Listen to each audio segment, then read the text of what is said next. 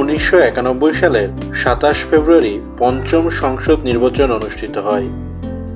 25টি রাজনৈতিক দলের বিপরীতে প্রার্থী ছিলেন 2,787 জন।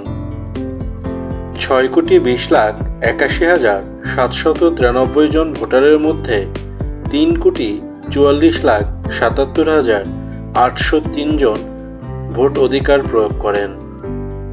ভোট পড়ার হার ছিল শতকরা 55.54%।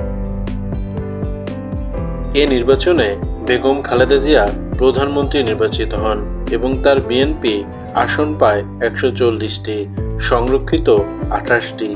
বিরোধী দলে ছিল আওয়ামী লীগ, আসন পেয়েছিল 88টি, জাতীয় পার্টি 35টি, সিপিবি ও বাকশাল 5টি করে, ন্যাপ, জাসদ, এনডিপি, ইসলামী ঐক্যজোট, গণতান্ত্রিক পার্টি 1টি করে এবং জামায়াতে ইসলামী 18টি আসন পেয়েছিল, সংরক্ষিত 2টি, স্বতন্ত্র ছিল 3টি।